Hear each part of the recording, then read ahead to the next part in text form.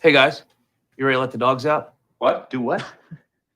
Let the dogs out. You know, like, who let the dogs out? Who? Off the Hook, airing on offthehooksports.com, your home for real news, real opinions, and what really matters about Tennessee athletics.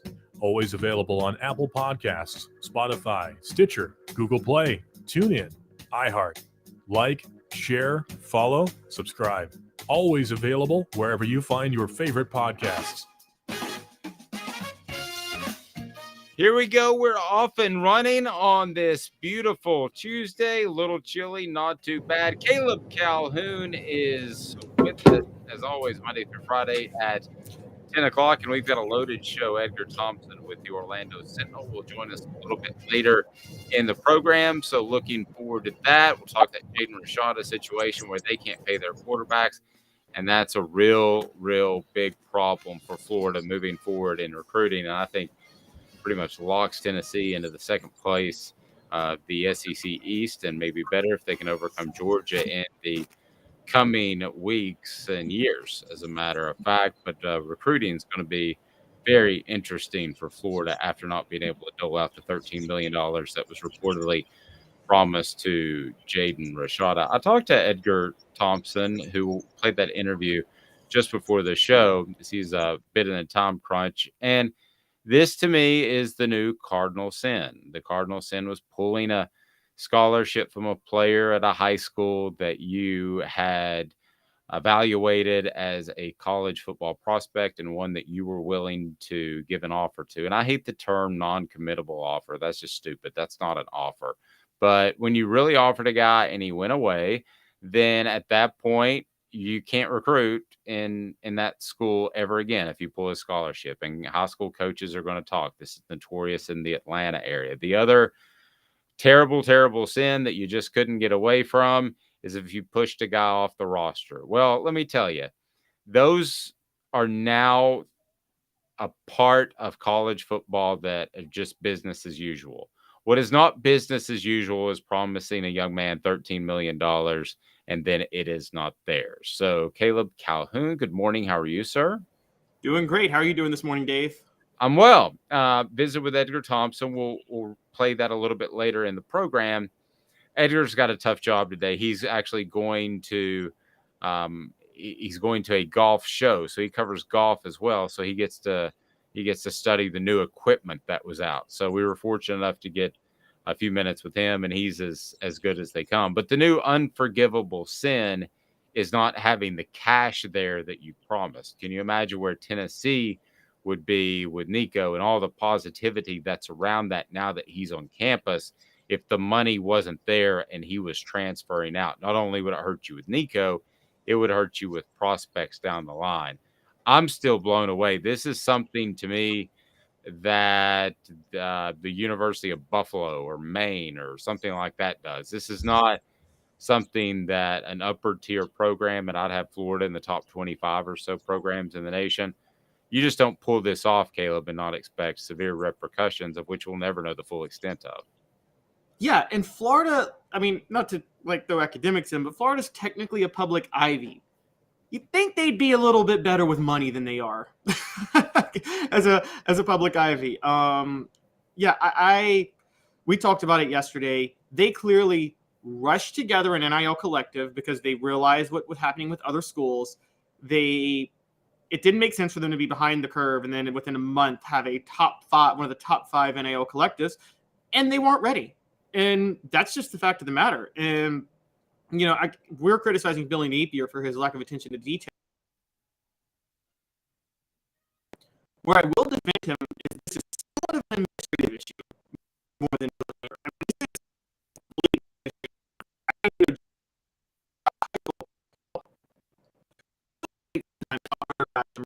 think a lot of it has to do with the administration and the infrastructure of that school at the time. I think you and I have talked in that. There was all former. He had a lot of administrative advantages in the 90s where anybody could have secured top 5 classes in Tennessee back then. And I think that for Billy Napier, what he's, they're technically supposed to be separate from NIL coaches. We know they're not. But this is more the school, I think, than maybe yourself. But it's a problem. It's a problem for the program, and I don't know if we're going to recover from this anytime soon. No, and it just seems as much as anything. And Caleb, we're having a bit of trouble with your connection, so if we can get you reconnected, that would be great. Let me have you bounce out and come right back in. Typically takes care of everything. But here is the issue that I think that Florida has is a true lack of communication with the athletic department and the individual collectives. Now, technically, when it comes to offering prospects some sort of financial inducement, even in the NIL days, you're not supposed to do that. But let's be honest. I think it would be very silly for us to think that Josh Heupel doesn't have the Spire Group and any other collective on speed dial and that they are working together. And the simple fact is not working together leads, based off what Edgar Thompson said, to something like this.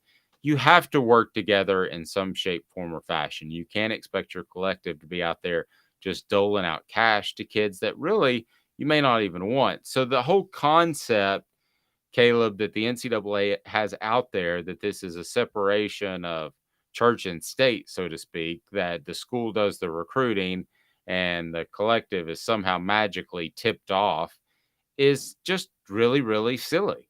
But if it appears as if, from talking to Edgar, and we'll get to that interview, please hit like if you want to bring more people into the program. We would greatly appreciate that. Big subscriber day yesterday, so be sure and subscribe as well. But Caleb, I'll be frank with you. I was stunned by the conversation with Edgar. Again, we'll get to that. But he's talking about these collective groups have raised hundreds of thousands of dollars. Well, hundreds of thousands of dollars is good at Utah. I mean, that's not good as an SEC school. We're talking tens of millions of dollars. There seems to be a whole different scale, and I credit Tennessee in what they're doing as opposed to what other top schools are doing. I think Georgia and Alabama are fine, but they also can fall back on the fact that you can get great coaching. You can go on to the NFL. You're probably going to win championships. Tennessee doesn't have that yet. So you have to rely on NIL if you're any other school not named Ohio State, Georgia, Alabama, Michigan. I mean, you haven't proven that you can be a perennial playoff team. So the NIL is a separator right now. And so far it's separating Tennessee from Florida at the very least. And I would say a lot more schools as well. Yeah, I agree. How's my connection now? Just checking. You're much better. You're golden. Perfect. What I was going to say is that, look, this is a difference between who is Florida's athletic director now. It's not Jeremy Foley. Do we know who? It's Scott Strickland from Mississippi State. Okay. So this is really where the difference comes in, honestly. Danny White is ahead of the curve and was ahead of the curve with this, and you're seeing it. Whereas with Florida and Scott Strickland, you're not seeing it. Maybe that's the issue of coming from a school like Mississippi State. Dave, I got a question for you. Do you think this would have been any issue if Jeremy Foley were athletic director of Florida? I would have said no, but I'll point out one thing that Edgar Thompson said. He said Jeremy Foley was very against NIL in general, the pay-for-play whole concept.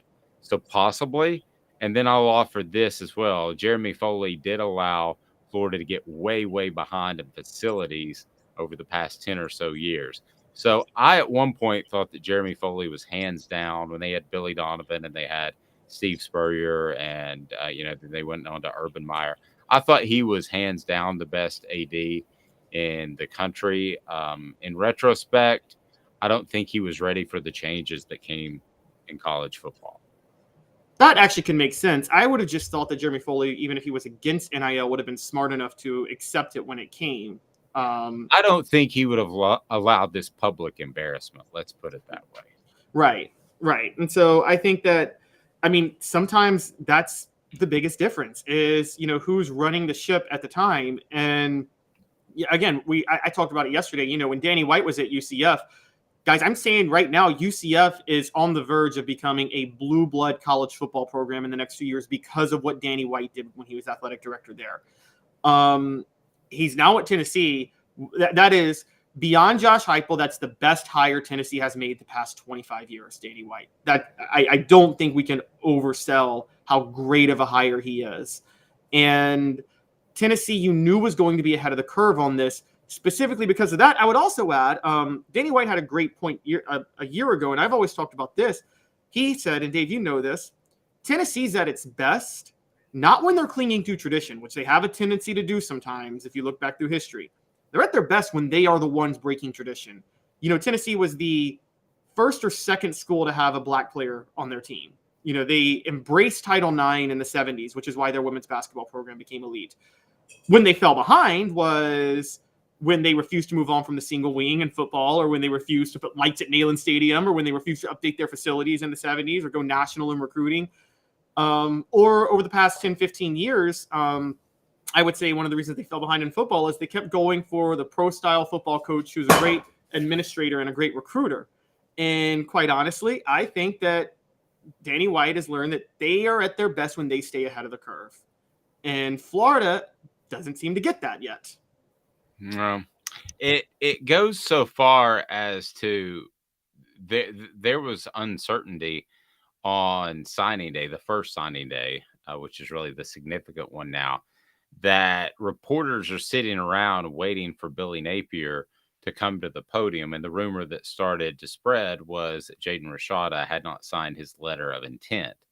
And really, Florida would have been better off that day had he just not signed it and avoided this embarrassment back in December. But you are where you are, and I can't imagine what goes through a young man's head or a family's head when they're considering Florida, Miami, and Tennessee. So Miami has good booster money. I've been told that Tennessee has incredible booster money. I know. And then you've got Florida, who is somebody promised the guy $13 million. I don't know who that was. I don't know if Billy Napier was even aware of it, but that's almost worse. I mean, it would be almost better if the collective came to Billy Napier and said, sorry, we let you down. We couldn't come up with $13 million. But just to have this uncertainty of who was communicating with who seems almost worse to me, Caleb. They don't know what's going on. Who's calling the shots? Who's the chief? You're so right. It kind of reminds me of, did you ever watch the Pony Excess, the story of SMU in the 80s? I've seen parts of it. So it was very clear by the time the program went like south with SMU, I guess, was it Rick Meyer was the head coach? Had no idea what was going on, was just kind of letting it happen at the time. And you feel like Florida, Billy Napier's that way. Detail-oriented Billy Napier's that way with Florida. That is the criticism of him, because sick of hearing that term. Yeah, Nick Saban would never have let boosters control him like that. I'm just going to be honest. And I think that's one of the big differences. Totally agree. So we'll get to that interview with Edgar Thompson. Smoky Mountain Red said, please, please, please let Florida go through an extended downturn. Well, I'll go ahead and tell you, Smoky Mountain Red, that it's going to happen at least for one recruiting cycle, and don't be surprised if it happens for two. And in all honesty, it just, when you look at coaches, be it Nick Saban, Kirby Smart, Josh Heupel, even Shane Beamer to some extent, who I'm not high on, doesn't it seem like they have the modern day wherewithal to be able to handle those sorts of things? I mean, doesn't it seem like that Billy Napier, to me, is behind the curve, maybe even before this happens? So we'll get to that Edgar Thompson interview here in just a second.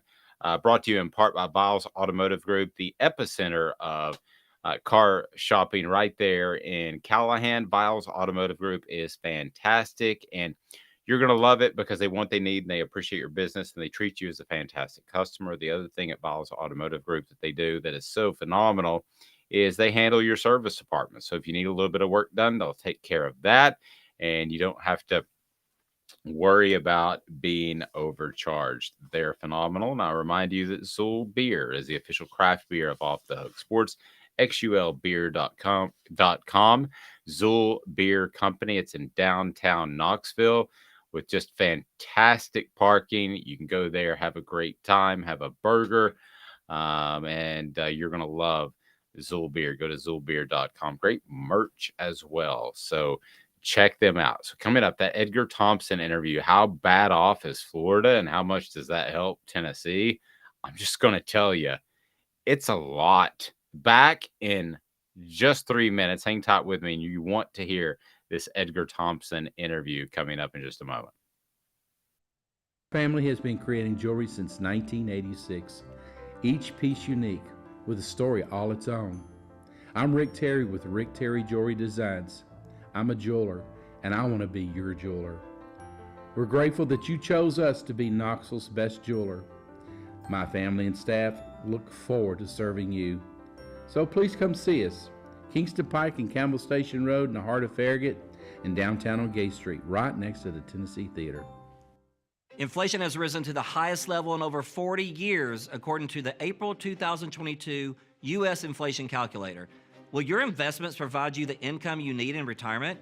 Are you losing purchasing power of your savings due to inflation? Simply stated, if the cost of goods and services are 8% higher and you're only earning 4% in your investments, that money buys you less of what you need. Right now is the time to act. Call Guardian Investment Advisors today. Hey folks, Gary Viles here. I want to personally invite you to North Knoxville's newest sports bar and restaurant. It's Big Orange Phillies, located in Black Oak Center. And yes, folks, it's happening in Halls. Big Orange Phillies offers family-friendly environment with homemade meals and the best deli-style subs around. Billiards, darts, jukebox, shuffleboard, and cornhole, and a full bar. We also offer valet parking on weekends and during special events. We even have a covered back patio. It's happening at Big Orange Phillies. We want, we need, and we appreciate your business. Hi, Mike Davis here with City Heating and Air, reminding you to always dare to compare. Our team provides quality local heating and air service, installation, and maintenance across East Tennessee. We use only the best equipment like American Standard Heating and Air Conditioning for your residential, new construction, or commercial needs. Honesty, dependability, and customer satisfaction have been the cornerstones of our business since 1961. City Heat and Air. Dare to compare. Chattanooga, we're at it again. For the 5th year in a row, you voted us best of the best criminal and DUI law firm. And finalists for best law firm and best personal injury firm. Thank you for the love, Chattanooga. We won't let you down. Do you want to own the more that owns every job? Then get to Vassey Lawn and Garden in Cleveland and get you a Toro. I'm David Vassey, here to talk to you about Toro.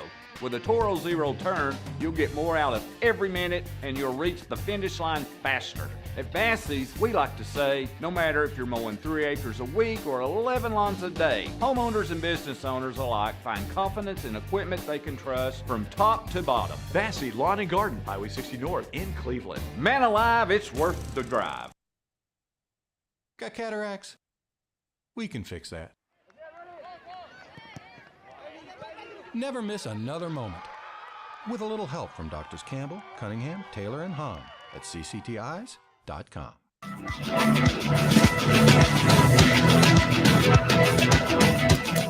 Welcome back. He's Caleb Calhoun. I'm Dave Hooker. We'll bring him back on board as Edgar Thompson coming up. But first, a game that I want to play. Edgar Thompson is with the Orlando Sentinel, and he's as befuddled by Florida's handling of their quarterback situation, Jaden Rashada, as anybody else, and it's absolutely bizarre. So the spring semester officially started yesterday. Spring semester early enrollees from the 2023 class: linebacker Arian Carter of Smyrna, Tennessee; defensive back Christian Conyer of Bowling Green, Kentucky; tight end Ethan Davis of Atlanta; defensive back Ricky Gibson III of Trussville, Alabama; place kicker Max Gilbert of Memphis; defensive lineman Caleb Herring; defensive lineman David Hobbs; quarterback Nico Iamaleva; offensive lineman Larry Johnson III; offensive lineman Bison Lane; wide receiver Nathan Laycock; defensive back Jack Luttrell; defensive back Jordan Matthews; defensive lineman Nathan Robinson; wide receiver Cameron Selden; defensive back John Slaughter; linebacker Jalen Smith; linebacker Jeremiah Tellender; and offensive lineman Shambarad Umarov. Let me tell you quickly what I'm hearing about these guys at this point. Ethan Davis, now this is just going through light workouts, and some were participants in the bowl practice leading up to the Orange Bowl. I mean, Ethan Davis, just an incredible athlete, is going to have to mold into a tight end position, but athletically brings every bit to the table that Princeton Fant did, and maybe more. Hearing nothing but great things from David Hobbs, which you would expect. I don't think that's a surprise. And then we get to some of the guys that it's just a couple of things I've already heard about some people. I think Bison Lang needs to, work on his athleticism a little bit. I think that's going to continue to be something that he'll get better at. So already getting some feedback about some of these guys. But I want to get to the midterm guys. So I want to play a little game. Are you up for a game? Caleb Calhoun, are you enthused? Are you excited? Are you fired up? Let's go. Let's do it. All right. Hit that like button if you want more people to be on board. It certainly helps us. And if you haven't subscribed yet, yesterday was a big subscription day, so we really appreciate that. It's brought to you by Guardian Investment Advisors, GIAPlantoday.com, GIAPlantoday.com. And when it comes to financial strategy, they not only show you where to put your money, but why you're putting it there. So we're going to play a little game thanks to GIAPlantoday.com. And by the way, with video teleconferencing, you can get the absolute best financial and advisement anywhere on the planet. So I want to play a little game, and we're going to call it Starter. Let's call it Start Bench Scrub. Okay, so we're going to look at the Start Bench Scrub. So start means you start a game this season, and it can be injury or not, but you start a game this season. Bench means the typical college football model where you'd sit a season, get used to college football play, and that's all understandable. And then you end up playing some ways down the line. Maybe it's next year, the year after. And then the last thing is scrub, which means that Josh Heupel is going to push him out the door in January. So I'm sorry it happens now. Used to, if you said that, I would get like a call from Philip Fulmer said I'd never do such a thing. But nowadays, that's not the case. So we're going to play starter, bench, scrub. Okay, so starter, bench, scrub. So here we go. We've got a music bed that we've used before that we love. So here we go. The pressure's on. I'll ask Caleb Calhoun, starter, bench, scrub. And we're going to talk about the 4 players that have transferred in at midterm. Okay? The transfers that played at another college, not the high school kids, although I might throw some high school kids in there. But I want to focus on the 4 that are in right now. So let's go McAllen Castles, tight end from UC Davis. Starter, bench, scrub. Going to go scrub because I think McAllen Castles was brought in for depth, and I think Ethan Davis is going to take the shine away from him and be the one to replace Princeton Fant. Interesting. Okay, I'm going to go on the other end of the spectrum. I'll say starter because I think they pretty much start 2 tight ends. So I'm going to go with starter. They swap drives is the way they did it last year. I'm going to say Ethan Davis isn't ready yet, but by midseason, you may very well be right. I think I'll be right in the beginning of the season. So I'll say starter.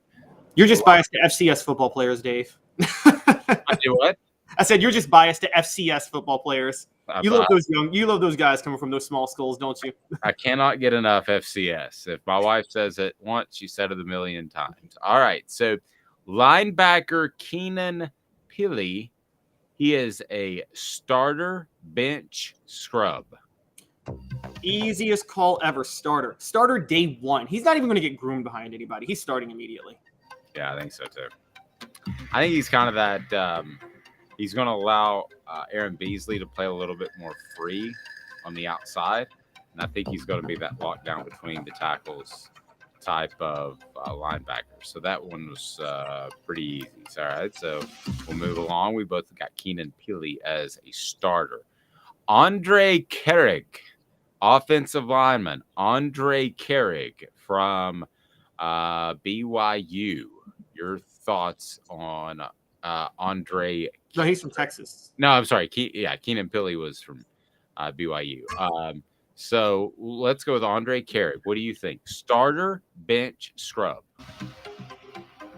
This is a shot in the dark for me because it comes down to him and another offensive lineman, and one of the transfers is going to start at right tackle. So flipping this coin, I'm going to go Andre Carrick. He's going to be the starter at right tackle. He was the one that Josh Heupel and the staff targeted first, and I think they did that for a reason.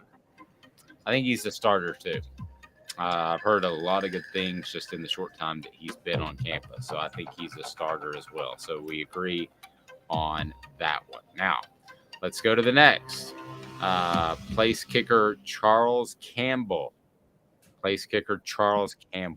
Starter, bench, scrub. Starter. Chase McGrath is gone. Charles Campbell's a proven kicker. So I'm going to go starter. Yep, you would think so. All right, so I want to run through a couple of these high school guys. Now, those are midterm guys, so you expect them to all be starters, and if they're not, that's a problem. But I'm going to run through a couple of high school guys as they started class yesterday, and if you want me to tackle one of them I don't mention, then go right ahead. But one that you mentioned, Ethan Davis. Again, I'm not on board maybe as much as you that he starts right away. I think he ends up being an impact player and a fantastic tight end at Tennessee. I just don't see it immediately. I think he needs a little bit of molding, but eventually I think he'll be the type of athletic tight end that, my goodness, when's the last time they've had a really, really athletic tight end? Athletic tight end where they had the hot kid, maybe? Michael Rivera, maybe, would you say? Maybe. Yeah, I think this guy's more athletic than that. I'm trying to think back. Gosh, I don't want to go all the way back to Jason Witten. I feel like I'm forgetting somebody. Yeah, after Witten, there was Brad Cottom, I remember, for a little while. Luke Stalker. Luke was a pretty good pass catcher. Okay, if he's Luke Stalker or better, I think you're happy with that. But I actually think he's more athletic than that. Obviously, Nico, we've discussed this a lot. Starter, bench, scrub. He's not going to be a scrub. I think he starts before the end of the season. I think he starts going into October. I think he should start going to the end of October because I think he's going to be better than Milton. But I say bench because I say that Heupel is going to give Milton every reason to keep the job. Okay, so out of the defensive backs, John Slaughter, Jordan Matthews, Jack Luttrell, who am I leaving out? Ricky Gibson III. Who out of that group is most likely to be a starter? Ooh, I would probably go with. That's a tough one, because I'm going to go Ricky Gibson because he was pretty highly touted and he plays cornerback. And there's, although Jordan Matthews does play cornerback too and was pretty highly touted, I will say that. But it's one of those two because I think one of the cornerbacks is going to be. Cornerback is where they have some real issues. So one of them is going to start, I think. I don't think either of them will start the whole season, but I think one of them is bound to start some games this year. I'll take Matthews because I know that some big programs, especially Texas and LSU, were incredibly high on him. So hit that like button. We appreciate it. It brings more people into the show. And thank you for those that subscribed yesterday. Please hit the subscribe button if you haven't already. Smoky Mountain Red said I was a fan of Napier when his name was in the mix for us, but it appears we dodged another bad hire by not going him as our head coach. We finally hit with an AD and head coach after 2 decades of despair. Wasn't quite that long, but it was a decade, solid decade of despair. Yeah, Billy Napier was a very, very hot name on a lot of coaching lists. And Caleb, I just went into SEC Media Days, and the positivity was so strong about Billy Napier at Florida. I'm kind of one that's I guess just by nature, I second guess some things, and I thought, man, it seems like a lot of people are being really, really kind to him based off what he was able to do at Louisiana, and I just wasn't sold yet. I think that's a major jump.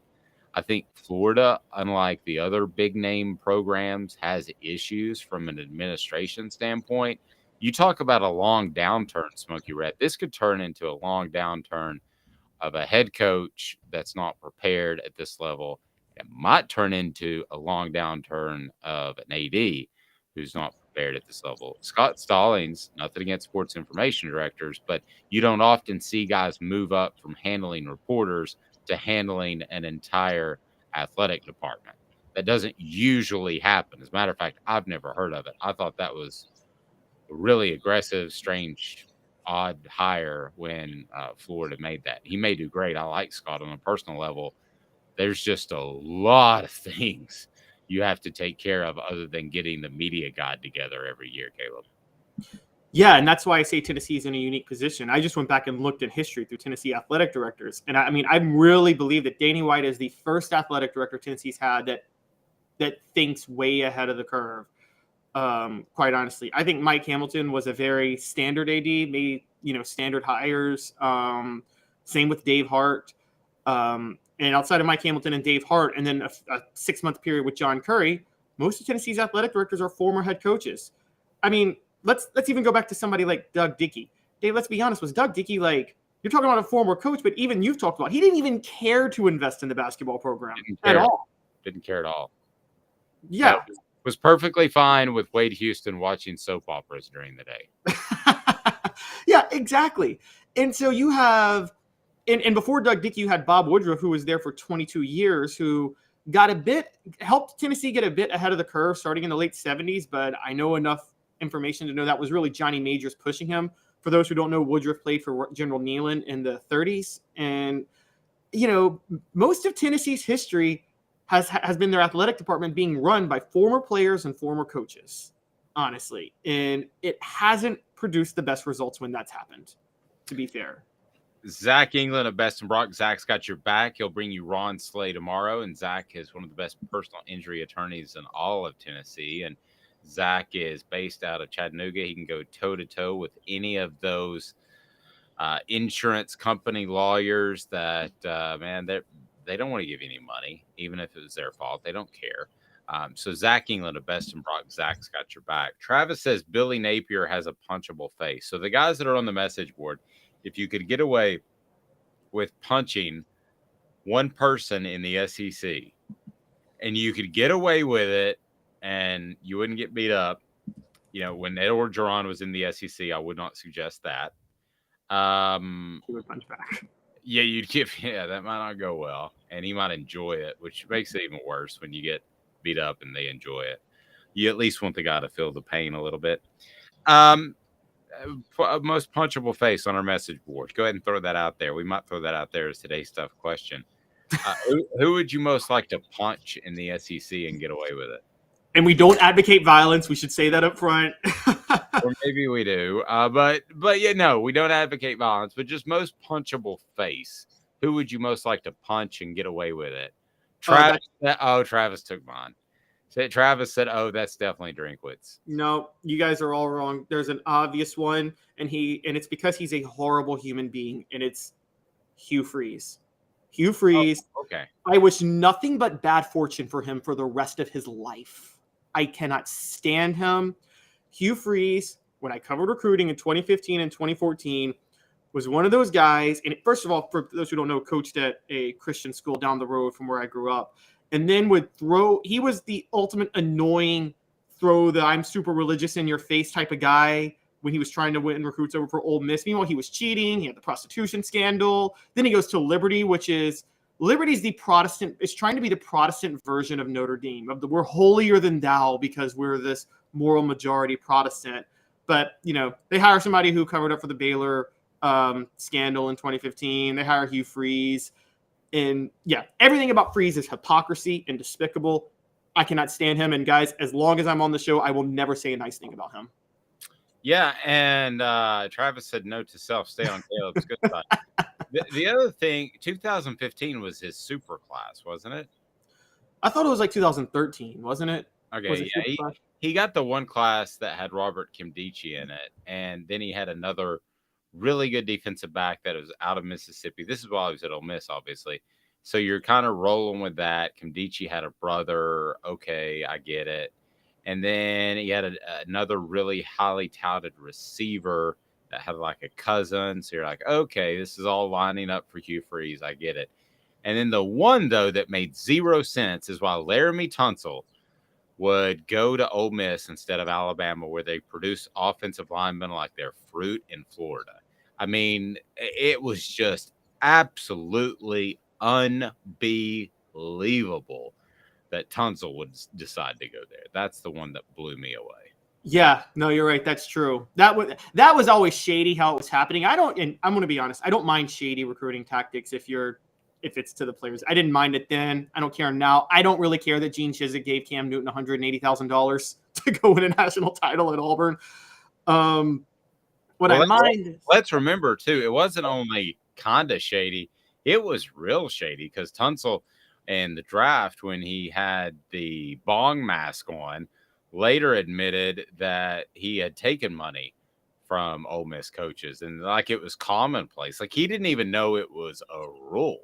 Yes. And also, let's not forget this. Hugh Freeze, when the investigation and the violations broke, to save his signing class, he and the Ole Miss administration threw Houston Nutt under the bus and created fake storylines that Houston Nutt was behind all this.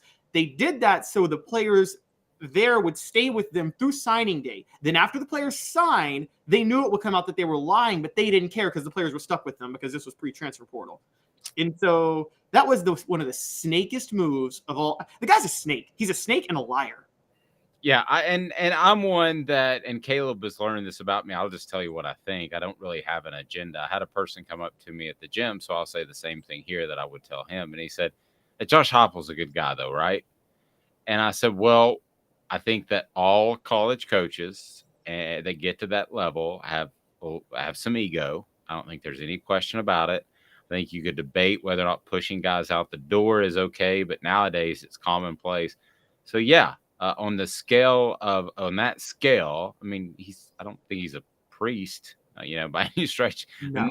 None of these guys are, but I think he is one of the absolute better people in college football from everything I hear. And how fortunate is Tennessee to have an AD that's forward thinking, to have an AD that gets things done, to have a coach that's forward thinking and a good guy. And and an offensive wizard. I mean, I don't think things get much better there. And you've got Florida who can't figure out how to pay their players, even though it's legal now. So I just think Tennessee's in a great spot. Now you have the big bugaboo right there in Georgia, and they're going to have to overcome that. But still, I mean, I just from top to bottom, you mentioned White. I thought of Heupel. They're just in great shape. Yes, I think the two of them together are in incredible shape. They know they're very in sync. I think both are ahead of the curve in their own ways. And you're right. They both appear to be decent guys relative to the sport. You're right. I mean, like every great coach is going to push the rules a little bit to try to, do what they want to do. I think sometimes the funniest part is that like sometimes to me, the greatest humans who were coaches don't always come across as the best because they're the most honest. I've said that for years about Steve Spurrier. I feel like Steve Spurrier is actually just a great guy, but because he was so honest about who he was, it kind of came across and rubbed people the wrong way, but I respected it. And one of the most honest things he said that you could say was one of the dumbest when he said, I'll just up and retire one day when I'm done with it. And sure enough, he did. That's exactly what he did. And when he got towards 10 years, I remember him saying publicly, 10 years is usually long enough to be at a job. And I'm thinking no coach says that. Why? Because they want recruits to think they'll be there for 5 years. But Steve Spurrier is just so candid. It was fantastic. AndyMasonRealEstate.com. AndyMasonRealEstate.com. That's where you need to find your next realtor. They are phenomenal. Over 40 years of experience in that office. And AndyMasonRealEstate.com will make sure that you're well taken care of because they offer the best prices and they offer the best service in the industry. That's AndyMasonRealEstate.com. Your stop for real estate, selling or buying in Knoxville. So check them out at AndyMasonRealEstate.com. So we'll get to Edgar Thompson here just momentarily of the Orlando Sentinel. He's going to tell you just how bad things are at Florida and they're bad. And Edgar's completely honest and has been a fantastic reporter covering that program for years. So stay tuned more after this. He's Caleb Calhoun. I'm Dave Hooker, Off the Hook Sports. 3 minutes.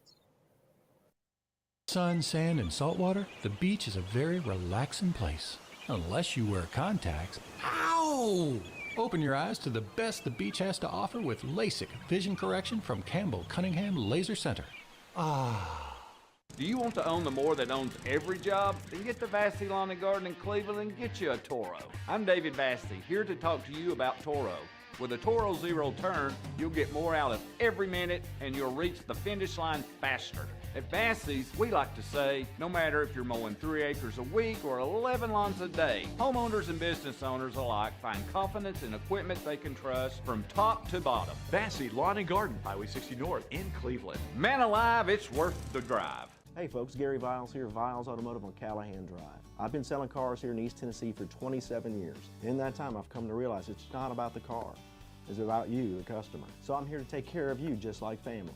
Good credit, bad credit, you name it, we can get you taken care of. If we don't have it, we can find it for you. We go across the country to get any vehicle that you want. And here at Viles Automotive, we don't believe in fake numbers.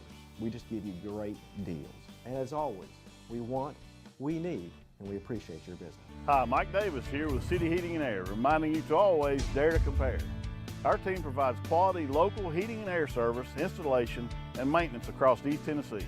We use only the best equipment like American Standard heating and air conditioning for your residential, new construction, or commercial needs.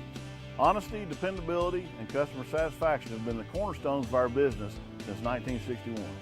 City Heat and Air. Dare to compare.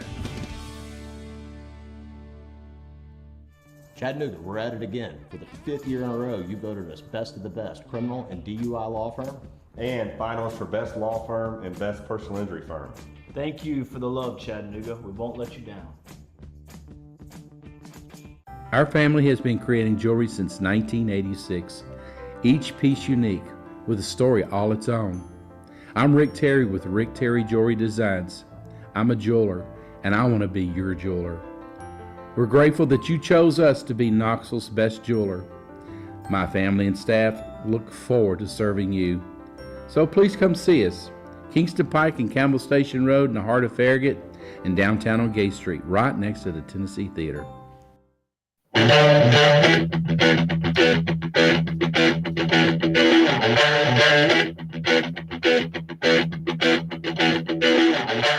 Please allow me to introduce myself. I'm a man of wealth.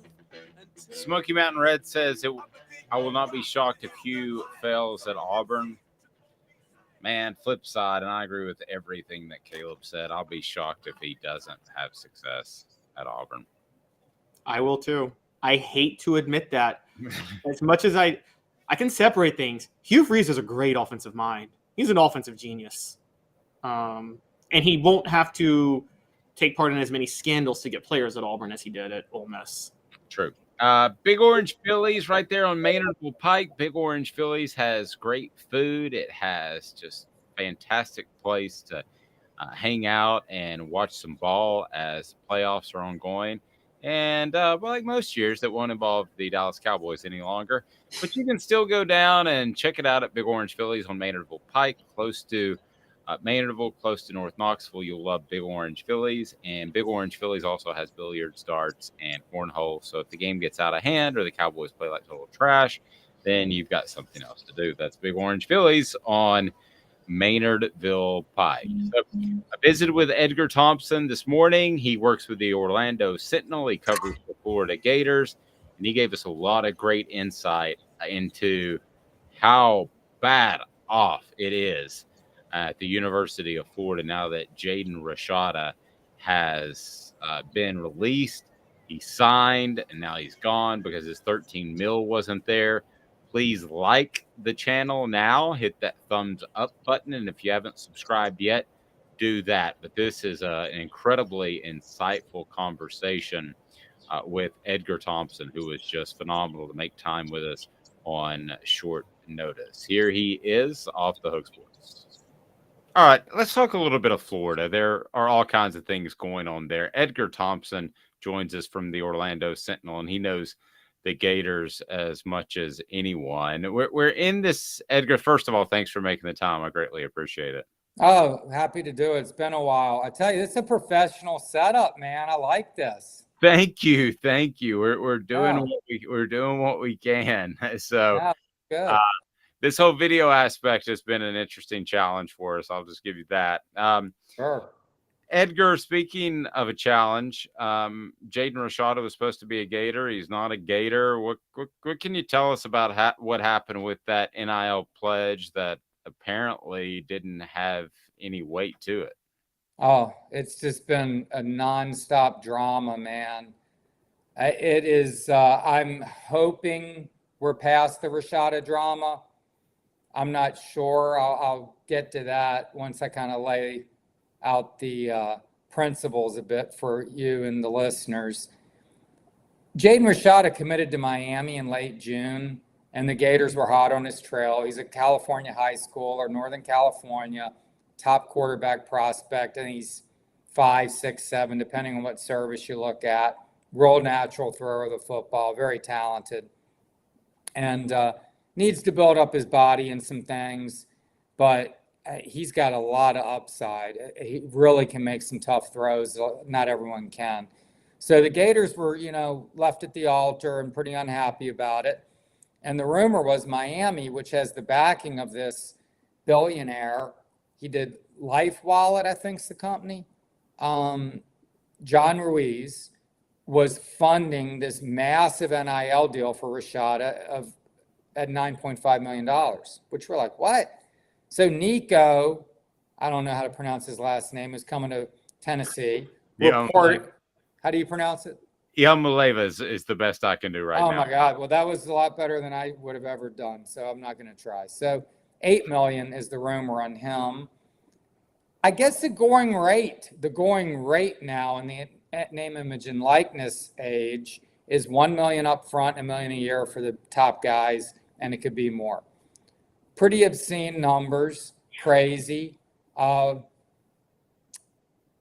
Anthony Richardson made about $1.5 million last year for the Gators, is what we believe and have heard. So you get paid, man, if you're a quarterback at a blue blood program now, and that's how it works. Well, I think the Gator Collective, which is a group of people that raise money to facilitate name, image, and likeness deals for athletes of all sports, not just football. I think they've done about 150 deals, raised hundreds of thousands of dollars.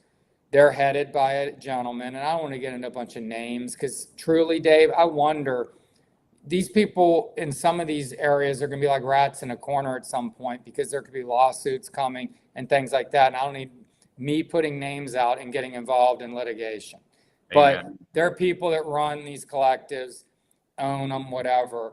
And I believe it got into a contest of like who can like get this kid, tug of war.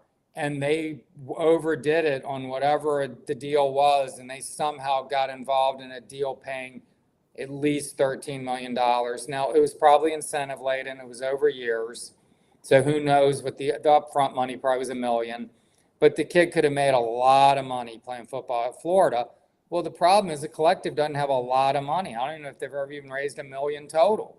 So they're promising, they're writing checks they can't cash, apparently. And this thing, they tried to terminate the deal in early December. So then they made this offer and the kid flipped his commitment November 10th. He was in the swamp November 12th against South Carolina. His father was telling people, oh, my son is just happy to be at the school he always wanted to be at.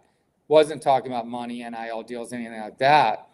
So, just to clarify, he flipped from Miami where he was to Florida. Yes. Yeah, I kind of, so it went Miami commit June, flip November 10th.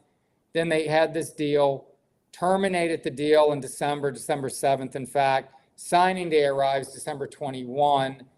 Billy Napier's press conference is dragging. I mean, it wasn't starting. It was going, we were waiting and waiting and waiting longer than usual. Well, the rumor was Rashada hadn't signed yet. And we're thinking, oh my God, is this kid going to bail on his commitment today? which would just be a nightmare. Well, that would have been the best thing to happen in retrospect because the nightmare was to come when this surfaced. And I reported the details in the 13 million before anybody. I heard, I mean, it was out there and he hadn't enrolled in school and yada, yada. And then, so we found out what happened. Well, January 3rd, so the enrolled date was January 9th, I believe. January 3rd, Rashada was at the Under Armour game in Orlando. And I talked to the kid. He was like great personality, funny. He has an American Bulldog back in California. He wasn't able to bring with him. And we're like, oh, really? Will we ever bring him? His name's Biggie, like after the rap star. And he's like, oh, I might bring him next year. We're going to redshirt him a year, which I thought was clever. He's great. So we were like, oh, cool. He's going to be fun to deal with. Never showed up to campus. He was coming from Orlando to Gainesville, which is where I live. And, you know, it's an hour and a half drive. Never came, went straight back to California, and the drama began. And where we are now is the young man asked for a release from his national letter of intent. It was fine. It was granted after a couple of days. I don't know what agreements and things were made. I mean, there isn't like a financial agreement. UF isn't going to pay this kid to get out of his deal. The collective is going to have to pay him something, you would think. Is there going to be a lawsuit against the collective? Are they going to push for their money? Are they going to push for 13 million? What are they going to ask for? Meanwhile, the kid's visiting schools. He visited Colorado. He and Coach Prime and the guy's father, Harlan, would be a good little pairing there, grouping. Arizona State, Washington, we've heard, and there might have been another school. The kid's talented, and he'll go on with his life, but this will always kind of be following him, or we'll be following him for a good while, and we'll see where he gets. But it's going to haunt, I believe, Billy Napier in this program for a while because it looked inept. It was an embarrassment, and it's going to be used negatively on the recruiting trail against him. How wouldn't you? It to me is worse than the old cardinal sins that are okay now. And the cardinal sins used to be, because I covered recruiting for way too long, but it was pulling a scholarship from a young man for just performance during his senior year. Then you couldn't go back into that high school ever again. And the other one was pushing a kid out the door that couldn't play currently on your roster.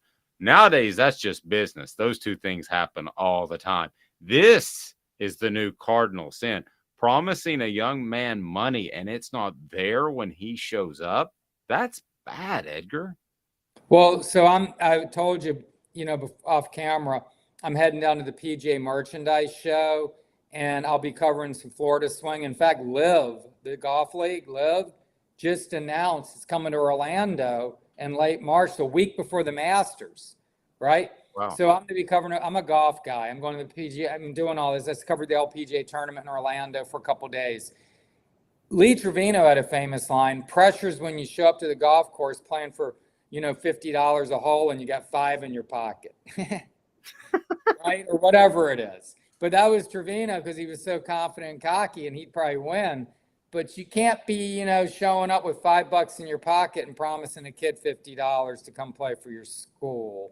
And I don't think Napier had any involvement in this deal, first of all. He would have put the kibosh on this thing instantly. Scott Strickland, the AD here, respected guy, great gentleman to deal with. These men, and Billy's been great. He's a man of integrity. I mean, that's one thing about Billy you get. I mean, it's all about like the experience for the player, the brotherhood. I mean, it gets a little tiresome to listen to him talking about this stuff, life-changing experience. He wants to pay the players on his team.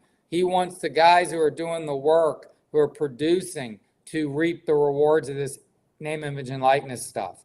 He doesn't want to be pay for play, but that's what it's becoming. And the collectives are running off doing this. And the problem, Dave, is it's third-party people, third-party affiliations that are doing their thing under the umbrella of the athletics department.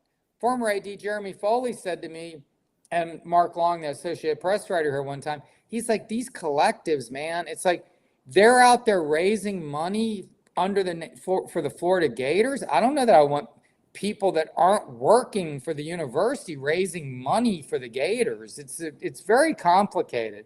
They're going to have to figure this stuff out. We're not even 2 years into NIL, but I don't know how they change the legislation. I don't know if you put the, genie back in the bottle. I don't know how you do it. And then can you restrict the payment of these players? I mean, this is America.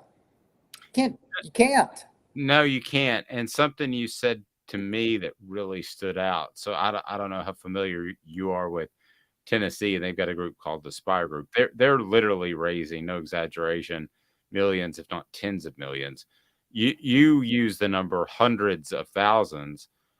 When I look at Tennessee and Florida and a group of other programs, I consider them the upper end of the SEC. So why does Florida not have their NIL ducks in a row when schools like Tennessee, Georgia, Alabama, even though they don't admit to it, they do have their NIL ready to go? Why is Florida not in that same position? That's befuddling.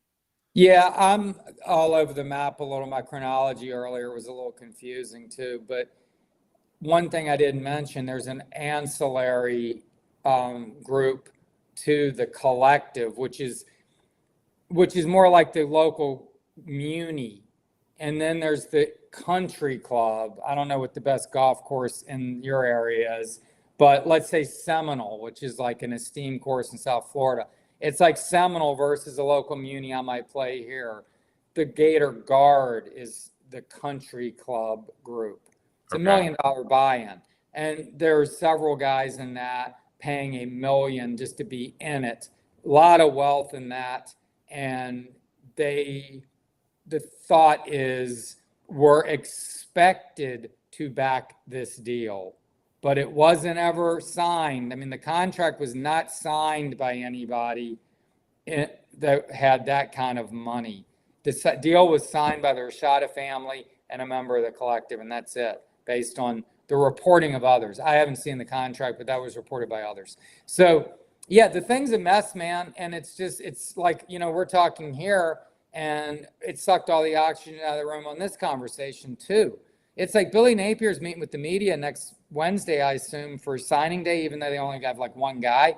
They have some transfers to talk about. It's going to be a bunch of Rashada questions because these coaches, I don't know how Josh Heupel is, they don't talk like ever when they don't have to. When they're not in season, it would behoove Billy, in my opinion, to get out and talk about this, even if it's off the record, just to get it talked about before we go in next Wednesday and start hammering on this topic exclusively. It's, I don't know how you get the yoke off of you if you're Florida and you move on from this. I guess, time heals, but it's going to be interesting to see how it impacts the future recruiting class here at Florida.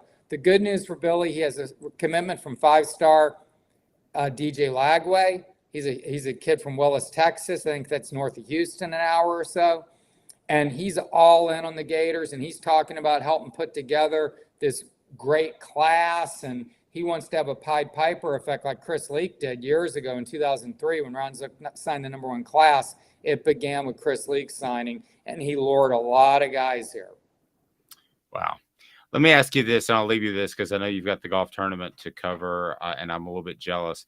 But as opposed to 12 months ago, how do you feel about Billy Napier now in 2023 as opposed to January 2022? Because everybody thought that was a fantastic hire, and it's kind of gone a little shaky since then. Yeah, I mean, the jury's still out, obviously, on the long-term prospects of the Gators. And I went to Chatsworth, which is up there near Chattanooga. It's northwest Georgia, over by Dalton. Yeah. Carpet capital. So I did a big story on him, met with his people from his hometown, really enjoyed it. The guy's got tremendous moral fiber. He's great upbringing. The praise is endless for him just as a person, and you can see that. And he's very smart, very organized guy, very determined recruiter, which is something they needed. They needed organization. They needed better recruiting. The football wasn't great at times, but was that the talent? Was that Anthony Richardson not making checks at the line, completing certain passes you needed to make. I mean, Anthony's inaccuracy held back that offense some, but he also added some in that offense with his explosiveness just to be able to take off and run for 50 yards for a touchdown on any play. So I don't know. But yes, in terms of play callings, there's some clock management questions. Just the brand of football wasn't that fun to watch. The recruiting was good, but they didn't hit on all cylinders at the end like you thought they might close strongly, and really didn't. The work in the portal's been good, but not overwhelming. Hasn't been underwhelming, but that would be my overall theme so far is I'm a little underwhelmed.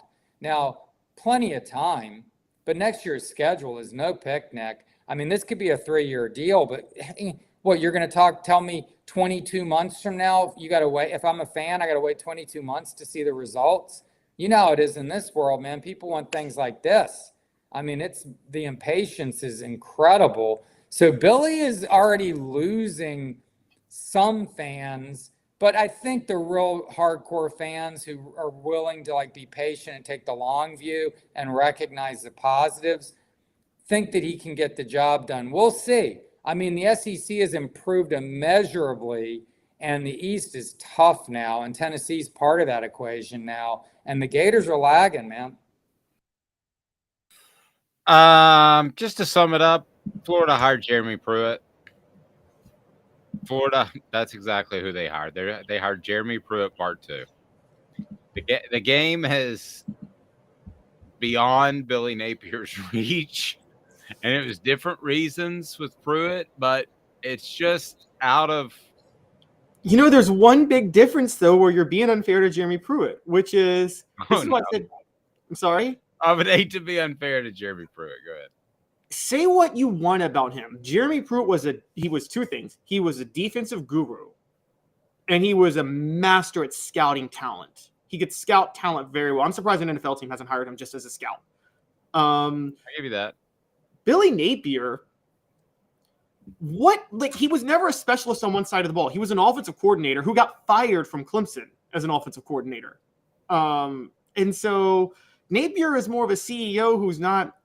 Derek Dooley got so mad when I remember he did an interview about 6 years ago, and he got so angry when people considered him more of an administrator and not, I guess you would say, like a ball guy. But hey, let's be honest, that's what Derek Dooley was. He was an administrator. He wasn't like a guru on either side of the ball. And yeah, my knock on Dooley from the get is, what are you a great coach at? Because I could tell you what everybody's a great coach at right now. Nick Saban was a great coach of defensive backs. Steve Spurrier was a great coach of quarterbacks and offensive systems. So usually you're great at something, and that grows a career. I didn't know what Derek Dooley was great at.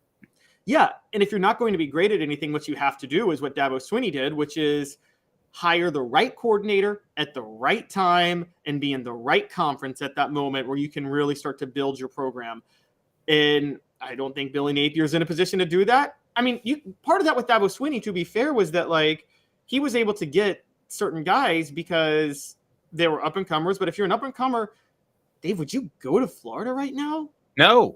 And Sam says the Pruitt group is not the Spire group. You're absolutely right. They're not. They were nowhere close to working together from my knowledge. I mean, the NIL hadn't been in full existence then. But I will tell you what, Jeremy Pruitt wouldn't have worked with the Spire group well. No, he wouldn't have. I mean, that you're talking about big time executive business decisions being made by Josh Heupel and the Spire group. And I'm sorry, they talk. Okay. I mean, everybody's, and then they can talk more than they used to, but oh man, classic Smoky Mountain Red saying he was good on teaching players how to take a bath. Shower habits. Yes. Oh my gosh. Oh, Derek Dooley shots raining down, which is always good. Bassey Lawn and Garden, man alive, it's worth the drive. They shower at Bassey Lawn and Garden, they do. And they're great to work with, open 6 days a week, year round.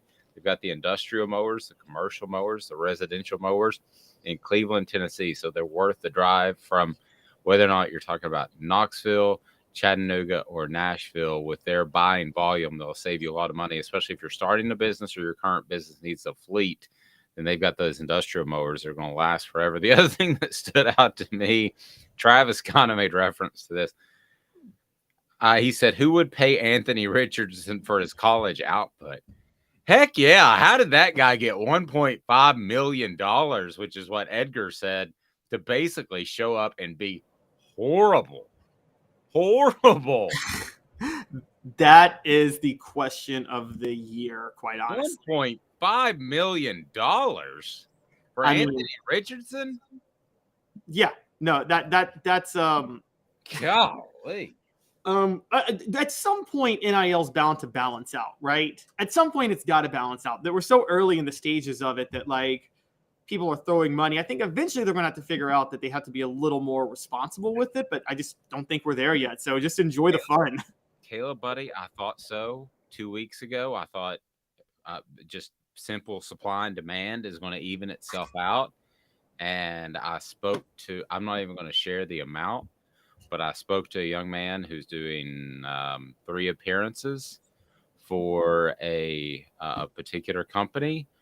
And it is, let's put it this way, it's closer to 5 digits than it is just for 3 appearances. That's pretty. Break it down by hour. He's like making Steve Jobs money or Jeff Bezos money. That is, I mean, and this is not a player that you would just, that the average fan would easily recognize.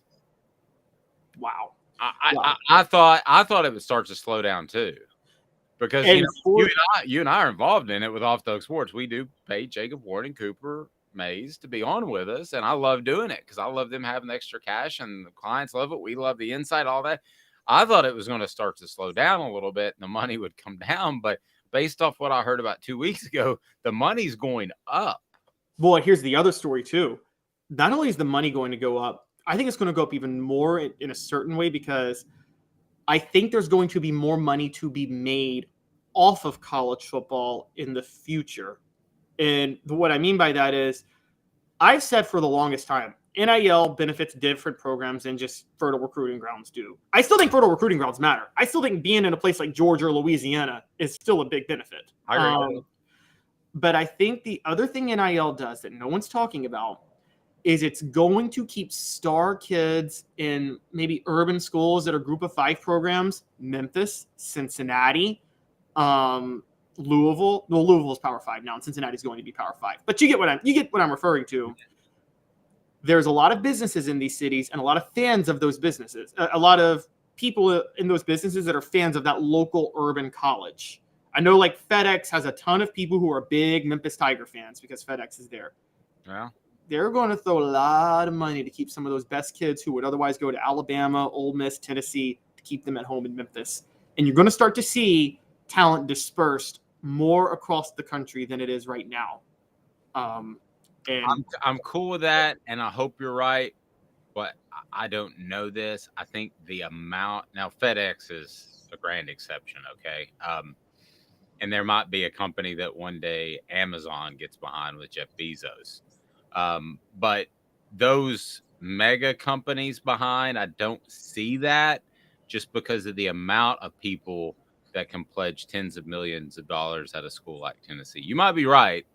I don't see that right this second, but I've seen a lot of things lately that it started to evolve, and everybody got in football season. And the way the Spire Group handles it is basically, if you're a player of any ilk whatsoever, you are paid a monthly stipend. So it is a monthly payment to show up a certain number of times. Now, if you say, you know, my mom's sick, or I'm out of town on spring break, and they call you and you can't make it, that's fine. They're not going to hold you to every single thing they want you to go to. But if you miss 3 or 4 without a good excuse, they just cut you. So you don't get that payment anymore. So there's the motivation. So I'll give them credit. I think they've found an incredibly fair way to do this thing. And I just don't know. The thing that I'm most curious about at NIL is it's been beneficial for us. I think the negotiations with the players we work with and the players we will work with have been fair on both sides. I believe that they're happy, we're happy, everybody's happy. But I do think there is going to be a situation, and I'm not saying Nico, okay, but I'm going to use a Nico type of situation. I think there's going to be a situation where somebody promises in the tens of millions of dollars and the kid's an absolute bust. Now, at that point, they're going to want some return on their money.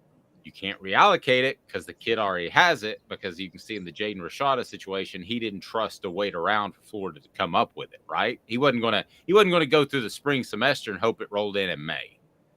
So that's my question is, when a couple of these guys, and if you look at every single recruiting class, it's always the same. 25 guys sign, 12 to 14 are contributors, 12 to 14 are basically donkeys that go somewhere else. That's a term that coaches use. I didn't make that up. Every single year, that is the case in every class. And so what happens if you bet on the donkey instead of the thoroughbred? Then you're going to be a little upset. So I don't know how that works out. I think everybody has figured out, at least Tennessee and the Spire Group, how it works out with putting players on a retainer. They show up X number of times. And I'm cool with that. They deserve that. They deserve that 50 years ago. But the elite guys, like the Nico, the Rashadas, they get the mega bucks. If a couple of those don't come through, what happens? That's my question.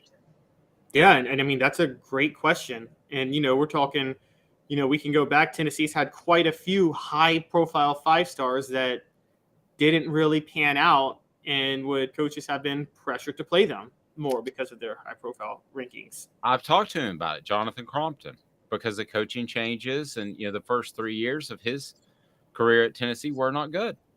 And whether it's his fault or somebody else's fault, it doesn't matter. Somebody would have been writing a check to get the exposure via Jonathan Crompton. Mm-hmm.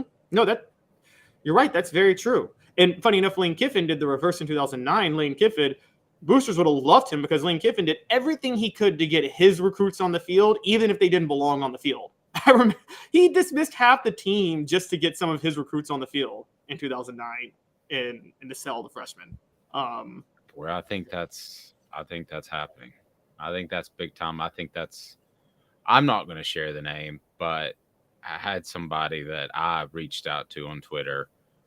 I think you have access to my Twitter account, so if you want to look it up, you can, Caleb. But I reached out to somebody on Twitter that I thought had been pushed out the door to school, and I said, would you be interested in talking about it, because it's kind of the day and age of football? And he goes, no, I still love the school. And he said, but I don't want to talk about it and create bad feelings. So you're going to have somebody that might speak out, but ultimately, now that they're getting paid, what's the fan response going to be? Tough S. Too bad. You made $1.5 million, Anthony Richardson. If you got pushed out the door, which you didn't, bad example. If you got pushed out the door, you got $1.5 million in your pocket. I work hard for $40,000 a year, says Bob down the road.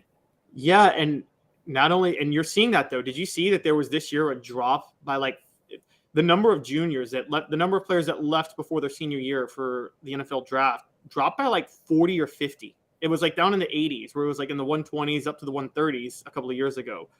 That's the other side of NIL. The guy I really liked, Sam Hartman out of Wake, that went to Notre Dame and Tennessee didn't show a lot of interest in. I liked him a lot based off film study and based off what I'd heard.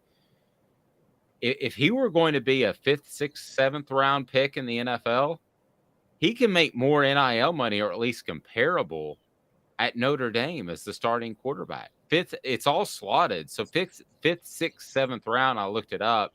You're lucky to get a guaranteed contract for 3 years that amounts to about $1.5 million. You tell me he can't make that as a starting quarterback at Notre Dame? Oh, he absolutely can. Particularly with quarterbacks, many of them carry higher value in college than they do in the NFL. Many quarterbacks carry a lot higher. Let's pretend it's the 90s for a minute. Tommy Frazier was going to make a lot more money playing college football than he ever would have made playing NFL if NIL existed in 1995.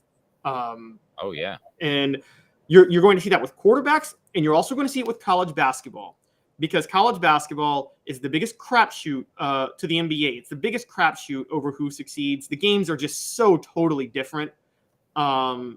the NBA players are just so much better. It's insane. You don't have that big of a gap between big time college football and the NFL the way you do with big time college basketball and the NBA. So you're going to see a lot of players be able to rack up a lot of NIL money in college basketball because we could talk about it. I mean, just look at Tennessee. The Bruce Pearl run had maybe one NBA player, and that was CJ Watson, and he wasn't even drafted. Chris Lofton never made it to the NBA. He'd have been worth about $20 million in college. Yep. Suddenly escapes me. The young man that left after last year, basketball guard, Will Short. Kennedy Chandler? Yeah, he should have stayed. Yeah, NIL, he could have racked up some money. You're right. Now the tricky thing is with the NBA, if you get drafted, NBA salaries are by far the best of any sport. They got a really good union. They take care of their players. I mean, they are by far the highest paid of any sport. And they should be, because quite honestly, relative to NBA players are the most elite in their sport of any sport you can name. When you talk about the number of people across the world that want to play basketball and the number of roster spots available, NBA is by far the most elite of all the leagues. But you're taken care of better too because of that. I love the input from everybody. Travis, Smoky Mountain Red, Sam, and a recent comment. I'm leaving some people out. Sorry about that. But a recent content said Tim Tebow would have gotten $20 million. Yes, probably. Could have probably bought Aaron Hernandez some counseling, which may have helped. Which brings us full circle to Aaron Hernandez looks like Billy Napier. That's brought to you by City Heating and Air Conditioning, cityheatandair.com. They do look alike. City Heating and Air Conditioning, integrity matters. You'll love them. They'll take care of your HVAC unit. Sam says everyone complaining about the $8 million deal with Nico, but now $2 million per year looks like a deal, which would be $6 million. But I can't. No, I mean, I think if you get 2 years from a starter in the SEC and he's a first or second team all SEC quarterback, I think that's worth $2, $3, $4 million a year. I do. Yeah. Sounds insane, but Caleb, that's where we are. So what do we got coming up on Off the Hook Sports today? We're going to do a little bit more coverage of early enrollees. We're going to talk about whether or not Tennessee fans should be nervous, excited about Alabama's new offensive coordinator, because unfortunately for Tennessee, they are stuck playing Alabama, and I don't know when that's going to change. So that is going to impact them. Going to dive into a little more Nico. The more we talked about him yesterday, and it's funny we talk NIL. Dave, I don't know if there is a recruit that's ever been worthy of more excitement that Tennessee signed than Nico since Peyton Manning in 1994. Yeah, and because of social media and everything, it might be bigger, and that sounds bizarro. He's Caleb Calhoun. I'm Dave Hooker. This has been a presentation of Off the Hook Sports. We'll talk to you at 10 a.m. Eastern Time tomorrow. Have a fantastic day, everyone. Thank you, Caleb, and I want to be sure and thank Edgar Thompson with the Orlando Sentinel. That input was